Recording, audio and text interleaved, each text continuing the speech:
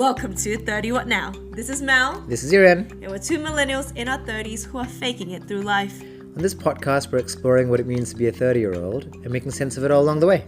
We've done a couple of episodes now, and we've had tons of fun. And we hope you stick around. Shall we?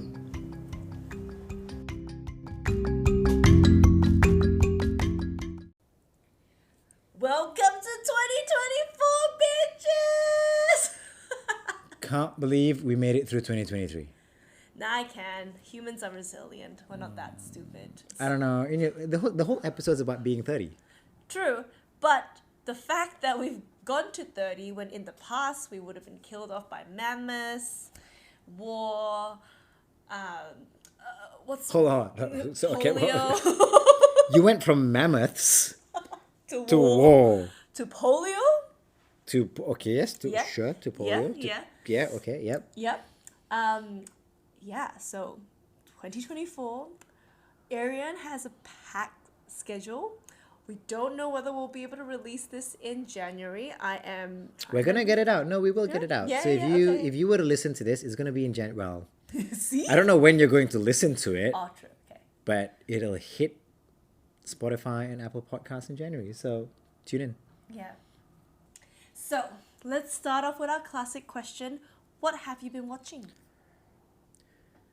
I think the most interesting thing that I watched recently, it's on Netflix. It's a show called Brothers Sun. But Sun as in S-U-N. That's the one with Michelle Yeoh, isn't That's it? the one with Michelle Yeoh. That's the one with Michelle Yeoh. Isn't that Netflix though? It is on Netflix. Yeah, I thought you said it wasn't on Netflix. No, so Sorry, it is. apologies. So it is on Netflix. Great show. Not only because it's Michelle Yeoh. I mean, look, I think it's a strong Asian cast, which I thought was pretty good. The reason I thought it was pretty, you haven't watched it, I presume. I haven't. Okay, so when you get an opportunity, watch it. It's funny because all the jokes make so much sense being raised in an Asian family. So there's one scene, so funny. So there's one scene, one of the characters goes to see their mom. They haven't seen their mom for years. First thing the mom says is, "Have you eaten?" That's such an Asian parent way of showing they care. Now I'm excited. Me and my brother, it's on our to watch list. But the question I'm actually curious about is, does the cast or does the show and storyline, is that a story that is placed in relation to whiteness? I don't know how to ask that question, but essentially a lot of people, if you look at all the Asian movies, like all like the big Asian characters that are in movies and television series, a lot of them are there to kind of progress the story of whiteness in a way. Do you know what I mean? Like it's there to help the white narrative. And I haven't watched it yet, so I think like now that I know that there's this concept, right? Do you think that that's a story that is progressing, like I guess like the white storyline in a way?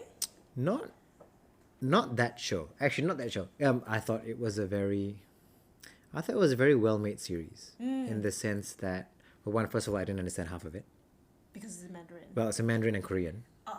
Korean. No. So it was in Mandarin. There was a bit of Korean. It was in English, right? It was predominantly in English, but it was about the triads, and so a lot of the show was in Mandarin.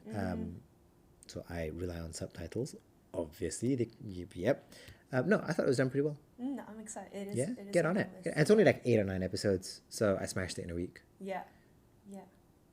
What's on? What are you watching? I've watched. So I'm currently watching. I'll give you one instead of two. I mean, I might want to know 2, but let's stick with the first one. Let's First. stick with the first one. I'm in the middle of watching Daisy and the Six. Okay. Daisy Jones and the Six. It's on Prime, so not Netflix. I like Okay. to be alternative.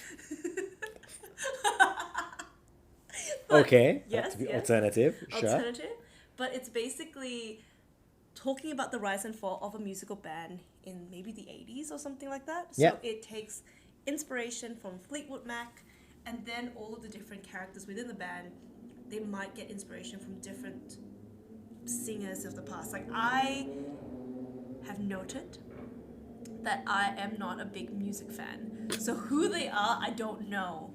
But But it is- you know Fleetwood Mac. I no. Far out. I don't like I might know the songs So for our listeners, I might try and slip in something here. with a Fleetwood Mac song. Yeah. Is that it? Okay. Yeah, Yeah. and you'll know it. Yeah. But as someone who doesn't know about music history, right? I really enjoyed it. Oh, good. Yeah, it was Well, really good. how many episodes? Because you're 10 still episodes. okay. Yep. I'm on the 5th. Okay, not bad. It is really good. And I can give you a second one. So Yeah, give me. the second show that I finished whilst I'm in Indonesia Okay. recently it's an Italian Netflix show. It's like The Law According to Lydia Poet. There's an Italian name. I forgot to write it down here. Yep. So just look up Lydia Poet, and it's basically Italian Enola Holmes. Oh, I Yeah. have not watched Enola Holmes. Oh, Enola Holmes is also great, but a Yeah. little bit late to the game, Arian, so it's fine. Well, We'll talk about Lydia Poet instead. But Lydia Poet is based on a true story of an Italian woman in Italy who's the first lawyer, like the first woman who's able to be a lawyer in Italy. When was that? Uh, Have you been paying attention? I have, but I don't remember the year. People were still wearing like puffy sleeves. There's still like What era was that? like it feels like it could be the Edwardian era type outfit. Okay. Yeah. Okay. Yeah. Yeah. I probably should have noted down the year. You would think she paid attention to that.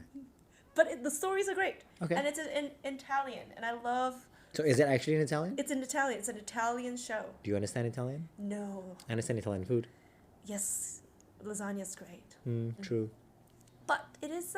I think if you're keen on a non-English show, that's a good one. Yeah, I don't have a list this year. Well, actually, I have a lot of things on my list to watch. Will I have time to do it? I'll make the time. But yeah, it's been exciting. Good way to start the year. So, I used our break time to do a little bit of research. The show that I spoke about called La Lega di Lydia Poet, I think. Italians, please don't come at me. La Lega di Lydia Poet is based on a true story of a person called Lydia Poet who was alive during 1883. I'm glad you made use of your break time now. I mean, I felt like I can't let our listeners down. They need to know that I'm a person of integrity and resourcefulness. And can Google. And not ChatGPT. No, well, in fairness, that's your thing, Mel, ChatGPT. Yeah. So I'm glad you didn't do it today Thank you. for this particular part of the episode. Speaking of thinking about the past, so to our dear listeners, if you haven't listened to the previous episode, I recommend you do. I think it was a good episode, but what I want to know is, Mel, what do you think about the previous episode? I hated my portion. We've mentioned this. And a couple things that came to my head, right? I actually really, really loved your portion. I think the one thing that really stuck out to me was what did you say? New experiences slow down time. Yes. Right. Like that's something that I wrote down in my notes straight away, and I think that's because we have spoken about maybe, whether personally or on the podcast, how time seems to fly by when you're older. And that, talking about new experiences, it makes sense, right? Like a lot of times time is going by quickly because we've now got a bundle of experiences that we can compare against, right? Experience from the past that we can compare against. And when you've got something new, it does freshen up your perspective on things. It gives you something new to note down the period of time that you're in.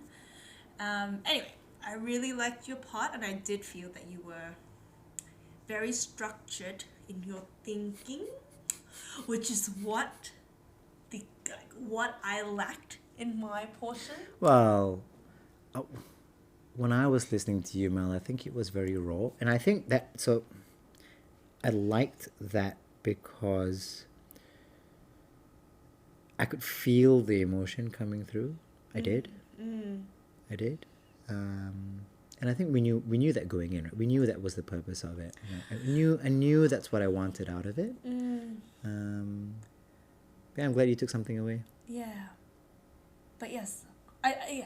And I think like I actually had I thought about whether I would re-record it after listening to it online, and I think it'll be good. I think it'll be really interesting to compare this against other episodes that might have a similar format in the future. I think there are definitely a couple of things that I would do differently going into a similar recording session. So it'll be good to see how far I would come, like whether I would improve based on based on how much we record in the next couple of years, months, whatever. So I think it'll be a good time. Yeah, it'll be a good time to revisit, like a good place to revisit how far we come along as podcasters in the future. I mean, you know what I'm keen to know. If our listeners want to get involved, I'm keen to know what you think. You know, whether you like that structure, you like that rawness, you like a bit of a balance. Yes, actually, someone did tell me something. Oh, there you go. They were like, that episode felt too relaxed for me. Like it didn't have the same energy that we have whilst we're talking to each other and listening to my portion at least, because I think you stay quite the same in terms of vibe-wise. But for me, Consistent. I'm more about adaptability. Oh, is that right? Yes. I definitely felt that I probably became a quieter version of myself, and to me listening to it, I can see how it became a bit, it could be calmer, it could be more sleep-inducing, whatnot. But yeah, I think going forward, maybe it's another sort of point for me to take note whether I need to say things differently, whatnot, if I were to record it on my own, like an experimentation. Well, I think it's what sort of energy you want to bring to the topic, right? And so the topic that you were sharing, you know, rightfully so, it's not quite something you bring energy to. If that makes sense. But we'll see how we go. I thought it was good. I think it was good because we were separate, we were apart. So yeah, we'll try and do that again one day. You know? Well, speaking of new experiences, we're going to take a bit of a break, but when we're back, we will be talking about 2024 and resolutions. Surprise, surprise. And we're back. So, Arian, what's your relationship with New Year's resolutions? I am not a fan. Why's that?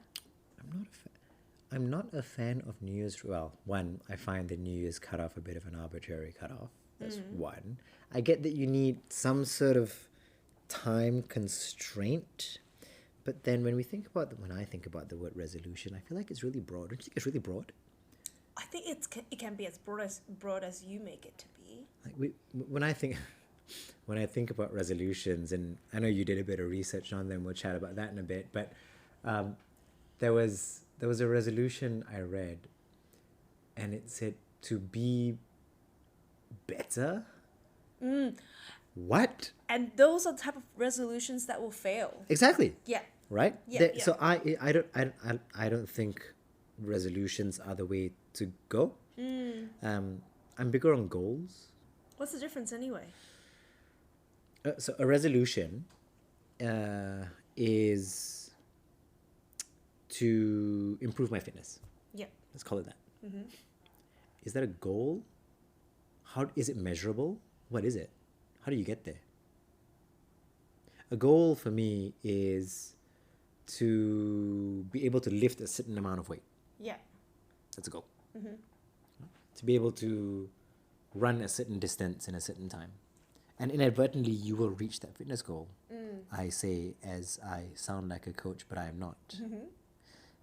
It's funny because what is, based on the research that you've done, which was it ChatGPT? No, this one was not. This was Forbes. This was was Forbes. Forbes. All right. Okay. Well, the question is, what are the common resolutions? What are the most popular resolutions out there, you reckon? Well, see, okay. So firstly, I think I don't differentiate goals and resolution. Okay. So I think, like, let me just close off that discussion first. Um, I think in my head, I'm big on definitions, right? Prior experience as a lawyer, but I would have placed goals and resolutions like, in a similar category in this context. But based on what you're saying, it also sounds like resolutions, if they're broad, they just need a breakdown of goals to get to that resolution. Yeah. Right? So that's how I think of it. Small achievable goals. Small achievable goals to get to resolutions, but I guess there's people like me that probably see them interchangeably. But really interesting enough, when we were discussing, what are the common resolutions that are faced by people, and I was in particular interested in, figuring out resolutions for our generation, like the millennials. But as an overarching thing first, it seems like people are always, or most of the time, they're focused on improving fitness and health to be like the main resolution. In the past, I think 2023, they were saying that people were more focused on mental health. Gen Z.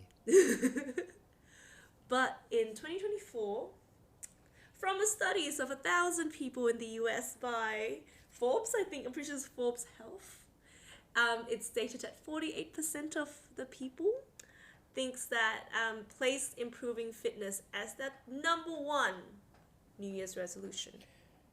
We'll leave a link to that article in the show Oh, notes will we? in Okay, case okay. in case we get fact checked. 48% is a lot. So 48% is a lot. But you know what interests me? Sorry, 48% not out of 100. As in, like, if you mesh up all the different percentages, they don't add up to 100. So I don't know how they do the graphs. Just putting it out there. that doesn't math for me. It does. But the articles, we will put the article up. But yes, it is still the highest number. But what's really interesting as well, in the top 10 categories, you have lots of fitness related goals, like losing weight. What were the other ones? Losing weight, improved diet, all that health related resolutions. Like, I kind of place them in that similar category. You know what I tried to have a look at, and it's hard, right? Because they don't always do this survey with the same people. But how many years in a row has fitness been the number one? And as you say, mental health last year was at the top, but it's always there. Are we just not achieving our goals? Is that it? Are you saying, are we a generation of humans that's perpetually failing to achieve Exactly. tasks? Well, yeah. The way you're saying Everyone's seen that meme, right? The gym in January and the gym in February is completely dead. I'm always at the gym. Oh. Okay. I'm all about consistency. But no, you're right. No, interesting enough, there are reasons for why lots of resolutions fail. So, like, I think fitness is always up there because one of the main reasonings for the failures of resolutions is because the resolutions are not linked to your personal values. Fair, yeah. So we all know that different countries in the world, there's like obesity is on the rise. So clearly improving fitness is not really on everyone's radar on a value based perspective kind of thing. Like, people, that might not be something that people want to do in their life. Maybe their goal is to lose weight, but they're not implementing activities or tasks that actually correlate to those resolutions. So I don't think we're not a group of people that's constantly failing to meet our targeted goals, but I think people are probably influenced by society to look a certain way, be a certain way, and so fitness is always going to be up there because people will always have comments on what you should look like. Okay. So that particular point I find very interesting. So there's a couple of things I want to touch on actually. So I want to know, I want to know that point around monitoring and how you stay accountable to your resolution. We'll talk about that on this podcast in a moment. But that last one you mentioned about fitness and so I was thinking about that as you were talking, right? Fitness feels very internal. Okay. Looks feels more societal pressure. Yeah. So I feel like if you want to improve your fitness, it's a me thing. It's a I want to be quicker, I want to be faster, I want to jump higher, I want to lift heavier. Yeah. It's not about I want to look a certain way, it's I want to feel a certain way. Yeah. But how many percentage of people who want to be fit also take into account external factors such as look? Probably a lot. Same as the both of us. Rookies. But same as the both of us though, right? Like if you just want to lift heavy, you can be like weightlifters who aren't lean and they're big, but they lift heavy. No one can be abstain. Like no one's gonna not no one. Very rarely are people not gonna take into account how others perceive them. Just to achieve like for example, I can be a fit dragon boat paddler, but if that means that my shoulders are going to be as big as a traditional Russian body weightlifter, I think that will impact my fitness goal. It's interesting you say that. So we spoke about this on a previous episode, but wouldn't it then be driven by the community that you're in? So we talked a bit about relationships at one time. We talked about community, and if you're in that community, that society, where that's the look, for example. So maybe everyone just needs to find new friends. But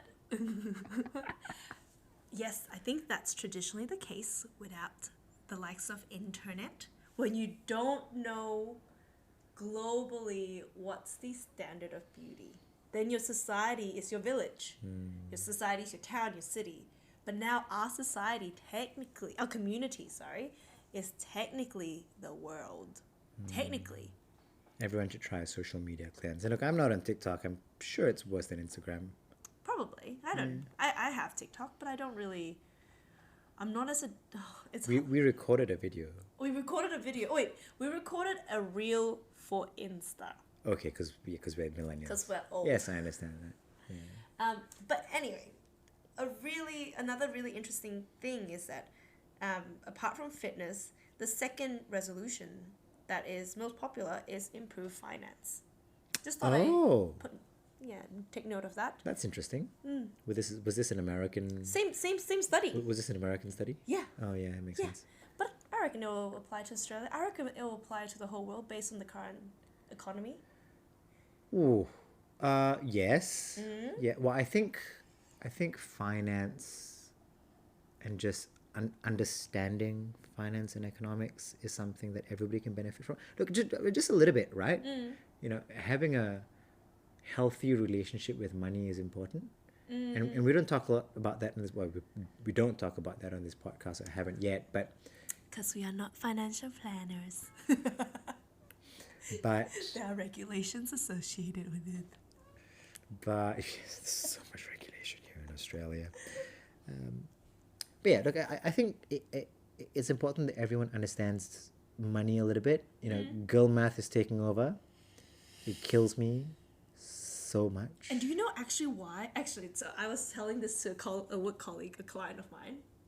The concept of girl math and girl dinner and boy math, I'm sorry, what's girl dinner? Girl dinner is where, the concept of girl dinner is when there's no one that you have to care for. You just need to eat something and you want to eat whatever you want. Be it chocolate and some pickles. And you call that dinner. That's girl dinner. Okay. And as cute as that is, someone mentioned that if you've noticed, there is a lot of infantilization of women from these terms, and maybe some men. Like, it's not a lot, but I think if you think about it, it is an infantilization of a set gender, right? And it is the term, although endearing, can create an effect of downgrading the importance of women, given that there might be a lot of, I'm sure there's people out there who are threatened by the rise of maybe females in different ranks within companies or different positions of power. And so even girl math, girl dinner, all that, it's supposed to belittle women as a concept. That's like that's the cultural commentary on the phenomena. Never heard of girl dinner before. You need to get out more. Clearly. Do you know about almond moms? What's that? Actually, I don't know much about that, but that's another concept. Is that an Australian thing? No, it's an American. I think almond moms are moms who monitor the diets of their kids so that it's kind of like the Kris Kardashian. Oh no, Kris sorry? Jenner, Kris Jenner. So the Yes? Kris Jenner or Gigi Hadid's mom, where they basically make sure that their kids look a certain way by feeding them it's healthy stuff. Anyway, maybe there needs to be like cultural session with Mel. Is this how you Is this how you decide the values that are important to you for resolutions? No, Just keeping up with this news? no, but I just listen to lots of commentary based on society because like sometimes our society is a little odd. We are a bit odd. Yeah, and like the way that people see things are different. So it's good to know what other people are thinking because that way we keep ourselves fresh as the older people. This is why she's the one with TikTok, not me. But speaking of figuring out how do we figure out our resolutions? Now I know you don't like resolutions, but if I have to put a gun to your head and be like, come out with resolutions for this year, how would you go about it? And what would your resolutions be? Ooh. Well, and you made a good point earlier, right? About aligning resolutions to your values. And again, we've spoken about this before, but I'm 100% certain I mentioned this because I mention it all the bloody time. There's only a handful of things, quite literally one hand. There's a handful of things that are important to me, and that's family, friends, health and hobbies. If you can't see it, Mel's just raised her hands because she thinks she's important in my life. Oh. Family, friends, health and hobbies, romantic relationship, and work. And so if I were to have to think about my resolutions, and I have, in part because of research for this episode, And being forced by yours truly. Mel. So that's how I would think about it, right? So I've got these 5 things that are very important to me. What sort of let's use the word goals. What sort of goals am I keen to work towards and achieve? Because Mel's going to keep me accountable in the year. So that's me, and like I'll share with you what resolutions I've run into, but I don't. Does that jive with you? No, that's different to mine. Because I think I'm probably a little bit more basic. So you'd search it up on Forbes and just pick the ones you want. So I noted down my resolutions, and then based on the research that we read from Forbes Health, out of the thousands of people that they've analyzed and spoken to, I think I actually probably I reflect what the general population would want as resolutions. Like, for example, I've got some health resolutions, right? Things to do with I want to be fitter. For example, last year I wanted to run a half marathon, blah, blah, blah. Like those sort of resolutions. So there'll always be a health/fitness related one for me. Then the other one is to do with work / I guess in other instances like finances. So example of my resolution for next year is that I want to be able to get a pay raise at the end of the year, for example, right? So again, mimic the general population. Now the 2 other resolutions that probably wouldn't really mimic other people because it's harder to quantify would be like I've got a couple of admin related goals, such as to get my driver's license as a 32-year-old. And I think in America you need a driver's license based on this survey. So as in you need to have a driver's license in America to live. So no one's gonna put Really? I reckon. Is that a stat? It's not a stat, but my family used to work in America, and that like you can't go anywhere without a car. Sounds like Malaysia. Yeah, and probably all parts of the world, like Except Manhattan. Yeah, so you need a car. So but admin resolutions / goals, and the last thing I think I have are like side hustles. So that be it related to the podcast or not, or be it related to other things that I do outside of work. So I think I've split it to, work slash money, health, admin, so like that kind of non-negotiables for the year in a way, and then lastly side hustles or miscellaneous. I thought the non-negotiable for the license was 2023. So one of the ways to deal with resolutions is be adaptable Oh, and is that right? don't reward yourself for the wins and don't be too harsh on yourself for the loss for not being able to achieve a resolution. That's a great point for you to bring up, Arian. Well, if I reflect on 2023 and your achievements, you did learn to swim. I did learn to You swim. did. Whether that's a health goal or an admin goal in a sense. Well, either which way, it's a skill, right? And so that's one of my resolutions. It's a skill. So I've got, again, the 5 things, but really I've got 3 overarching, let's call it resolution. Sure, Yeah, why not? yeah. And then, in that, I start to think about, okay, what are the goals that can get me there? So as with 48% of people that was surveyed by Forbes Health, and as well, you've got this overarching resolution around health, so do I. Yeah. For me, it's, yes, I'd like to improve my fitness every year. I'm always trying to do better than I did last year. That's a general concept for me. But to do that, I intend to have a sporting event every Yeah. quarter Yeah. Okay. as best I can. So, well, I'm already planning to skip quarter 3, and we'll come to that in a moment. But quarter 1, so what are we now? January. I have signed up for a sprint triathlon. So it is just dipping my toes In the sea. in the ocean. Yes, in the sea. I did try to get Mel to join me, given that she was, getting to the skill and learning how to swim, etc. And then I started training, and I said, "Please, Mel, you may die." And so, And there we go again, like being adaptable to resolutions, because Irian kind of wanted to make triathlon to be our thing as well, but it is not the year for it because I cannot swim to that capacity just yet. So yes, but triathlon, it is in your that's my quarter near 1. future, That's yeah. my quarter 1. Still a bit of a ways to get there over the next couple of weeks. a bit of waves to get there. A bit waves to get there. Yeah, there's a couple of waves in the ocean. Quarter 2. So then quarter 2, I do need to work around, and there's another resolution I'll bring up in a second, but I'm hoping to do a Hyrox. So a Hyrox is, I'm going to butcher this explanation, and if anybody at the gym listens to this, they're going to correct me the next time I see them, but a Hyrox is like circuit training comps.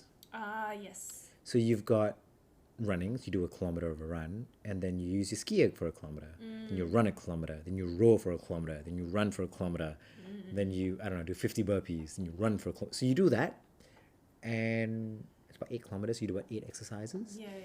Very, very keen to try that. That's towards the end of June. Okay. And is that with a particular gym or something that we might want to reach out for sponsorship? Maybe one day, but I'm a member of the cult, so, you might see me around BFT. Oh, is that the one? I clearly know which one. I'm trying to get Mel to join.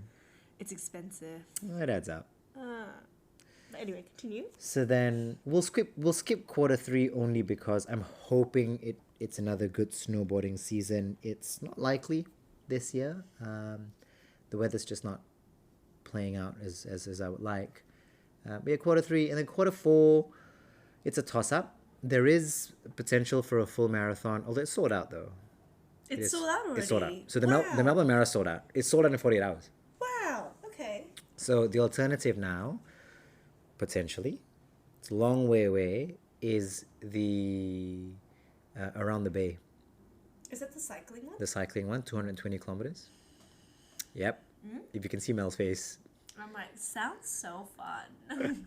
I doubt. I think you'll find. I don't think I'll do 220. It's really far, but just showing up, right? It's something to train for, and so the reason I've got these quarterly events is because yes, it's something to train for. It gets you out of the house. Yeah. right? It gives you the reason to show up to training. And when I think about that overarching improved fitness resolution, by showing up to training, doing my best, attending the comp, right? Finishing and coming out the other side, over time your fitness will just build. Yeah. And also, like, something else to keep in mind, like, you're always wanting to be different, but because we're how old we are, we're 32, I think your body is always, like, adapting. It's growing older, so you're going to have to constantly adapt to how your body changes and maybe the different exercises, all that. So I think fitness is probably another way for another reason why fitness is so popular is because it's kind of you're playing a chasing game in a way, because you're not going to be able to do the same thing as you did when you're 21, 22, whatnot, and it's going to come out with the same result, which I think can also be frustrating, which is why people fail at achieving fitness goals. You say that, it's funny because I'm fitter now than I was when I was in my early 20s. Fuck you. No, I am too. But yes, body changes, you can't do the same thing. Yes. Yes. Well, so that's one of them. The other one is skills. So Yeah. to your, I was going to say to your point, not quite, but to your achievement last year of picking up a new skill, swimming, I would like to pick up a new skill every half. Okay. Every That's a 6 lot- months. That's a lot of skills to pick up. Every 6 months. Yeah, but still. So like last year it was boxing, which was fun. Surfing, which is fun. This year, don't know yet. Dragon boating? You've brought this up multiple times. Maybe. I was thinking more pottery. Oh, pottery. So actually, it's good. We can't keep focus on being sporty. No, that's Exactly. fine. Yeah. And so I'm pottery. very keen to go for a pottery class. Just to suss it out. I may like it, I may Get your not. hands dirty. Get my hands dirty, you know? Reflect the mind. I like working with my hands, and that's why I bake a lot of bread. Not Not recently.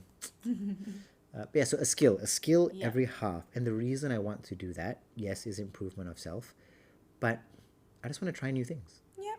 you know? Build new experiences. Build new experiences, So slow down time. Yeah. Yeah. I think that probably fits kind of similarly to admin, potentially, depending on, like, admin's a bit of a broader term, but like learning new skills, yeah, I would even put like driving would be a new skill. Yes? Yes, right? So yeah, I think at the moment we've married up health, we've married like health fitness, we've married up skills and admin potentially. What's your third resolution? So the third one has nothing to do with the first two. Is, so yes, travel, and if you were to Google resolutions, if you were trying to pick a resolution off Google, one of them will be to travel more. Yes. 100% you will see it. Yeah, 100%, yeah. Yes, I would love to travel more. There's a cost attached to it, obviously. I think for me, it's to have one big trip this year. Ah. What's the definition of a big trip? 21 days, 28 days, just Okay. get on a plane, go somewhere. And it cannot be Malaysia? It cannot be Malaysia. That doesn't count. It will be somewhere. Look, I'm thinking Europe. That's currently on the list. That's the plan, media. You know what I forgot? What? I completely forgot that this is an Olympics year. Okay. And it's in Paris. Oh. And it's in summer. How am I going to get to Europe? I don't know. Yeah. The Club Cruise Championship for dragon boating 2024, which is the biggest competition for dragon boating, will be happening in Italy in September. So instead of the Olympics, why not go to CCWC? Is that why you're watching an Italian show? Yes, that's actually why I'm watching the Italian show. But that's also my health-related goal. So I mean, I'm just yeah. Yeah. But yeah, so one big trip for me, and I think that's important for me because I don't think I've seen enough of the world. You know, I've had the opportunity to travel. I'm very fortunate, but I don't think I've just packed my bag and gone myself. And I think that's what I want to try and do this year. Yeah, you've never done a solo trip. No, I may die. And I will miss you for it, but I will 100% utilize that as content. But actually, now that you talked about travel, I'm curious. You talked about the 5 things that you value. Where does travel fit into it? Ooh, that is a good one. So I'm just gonna work my way through because I have to think about it as we're talking, right? Yes. So, family, Family, no. friends. Friends, no. Health and hobbies. I'm gonna say it sits in there because then you got romantic relationship and work. It doesn't fall into those two. Yes. So I'd say health and hobbies. Okay, so then health. What does it have to do with my health? Or it could be just be Mental health. hobbies, maybe it's just, which is why I think I would have placed it in my realm of like, I use side hustle as the term, but miscellaneous hustle? side hustle, Who's the hassle? side hustle / miscellaneous, which is probably random things that you put into the bucket that doesn't fit into the traditional resolution, right? So for example, if you were to have a wedding, right, then you would put wedding in that because hopefully you only have one wedding for the rest of your life kind of situation. So That's the plan. miscellaneous, right? So I not so yeah. So that's for me, but I would place it in hobbies, in the hobbies category for you, because it's Ooh. about learning new skills, maybe. Yeah. Yeah. Learning new things, learning new skills, getting new experiences. Learning how to not die on your own or The not get mugged, Ooh. which would be hard because I lost my phone in Spain. Oh yeah, you did. I did. I Yeah. cried to the people in the hostels, and it was very. And actually, this is a really funny story. I went clubbing with my brother and the hostel kids. I was drunk, had so much fun. Someone stole my phone from my bag, like literally unzipped my bag, took my phone out of my satchel. They left my passport. That's good of them. But I went to the hostel and I cried. I was like, I lost my phone. What if people try to take shit from my phone, whatnot? And then there was this girl who lost her passport. And she's like, oh, it's okay. I lost my passport. And I was so dumb. I was like, at least you didn't lose your phone. So that could happen. I didn't know that story. Yeah, and my brother was like, you're such an idiot. How could you say... Because he was there comforting me. And he's like, why would you say that to a person who lost their passport? Well, I suppose in fairness, to renew your passport costs a bit of money. It's more hassle than anything else. Yeah, but I was also drunk and she wasn't. Anyway, that'll be fun. So I'm gonna lock all my bags. It sounds When you club, you kind of have to... If you were to go clubbing... You know we're 30, right? Yeah. You know, you go out more than me, right? Oh, you're the one talking about clubbing. I just know that if you were to go on your own, you might stay in hostels and people go out. Okay. Yeah. And I've got massive FOMO. You've got massive FOMO and you're So much FOMO. and you're such a social butterfly. So much FOMO that I bought Coldplay tickets for this year, and I don't even like Coldplay. See, I'm a bit better than you in the sense that when Taylor Swift came out, I just ignored. I like her, but I knew it was going to be a hassle to buy a ticket, so I just let it be. It's still a hassle. I've been trying. Oh, still for Taylor? I don't want Taylor Swift tickets, but if I get them, I mean, if you get them, if sure. you get them, yeah, right? yeah. Like it's yeah, but if you don't, So, New Year's resolution to get Taylor Swift tickets. no. Like I said, I'm better than you. I don't need those. Whoa. But speaking about resolutions, what about podcast-related resolutions? Do you have any? Whoa. I suppose, do we have any? But I'm curious to see what's your resolution in relation Okay. to I have one. I have a resolution for the podcast, my own for myself. In a sense, I'm keen on yours to see whether they match up. So I've reflected on last year, and it was a bit of a mad rush. I mean, we tried to start to get this out during snow season, and there's not a lot of time in that period generally. It doesn't help that the sun sets at about 6:30 p.m. Yeah. No fun. So I would like to be able to get more episodes out, Yeah. and I'm thinking 10. Let's hit 10. Let's say, let's hit 10. Yep. You know, I mean, like, I'll be guided by our listeners. Tell us if you want more. No, you want us Or to less. shut up. But 10. We're gonna hit 10. Yeah. We are going to hit 10. Or for me, I'm like anything it can't be less than 7, which is what we released last year. Mm-hmm. So it has to be more than 7. Be better. Be better. Do better. Be millenarian. Hmm. Now I think that's a good one.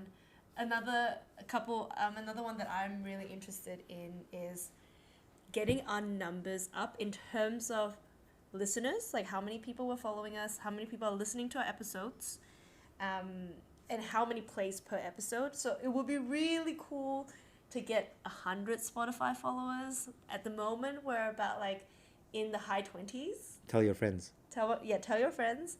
And in terms of plays, at the moment we're about 365 Not enough. plays, like across all episodes, and we would love to have 1,000 by the end. I think that's kind of numbers resolution. And then I think I've got a really cool. I think you mentioned a really cool resolution, which would be to be a guest on a podcast somewhere. Yeah, I'm very excited. And actually, speaking of, I think we'll try and get some people on the podcast this year. Tell us who you'd like to listen to or what you'd like to listen to, what sort of topics that you're interested in. Or if you're keen on jumping on, because at the moment all of the guests that we have lined up are kind of our friends, so we've named them the Circle. So people within our circle who are doing interesting things, and they're not things that are in the news or anything like that, but they're doing really interesting things and showcasing us how they are doing their version of 30. Not to be mistaken with the show The Circle. Or not to be singing with the show, don't sue us, but it's called The Circle here, not Pat and Pending. Yeah, I'm excited. I'm excited for 2024. Look, I think there's a lot in store for us. Mel and I spent a couple hours a day. Well, we're always doing it, but we did a bit of a brainstorming session. You should have seen the post-it wall. So look, I think 2024 is going to be a very exciting year. We're going to hit our goals. We're going to keep ourselves accountable. And also, we're planning on maybe doing like a 10th episode podcast party. Yeah. So We're not far off from that. we're not. We're not far off from that. So you know what? Tell us if you'd like to be there. Keep listening. We're not that many episodes off. And we'll let you know when we have more details. Yeah. So I guess until next time. See ya.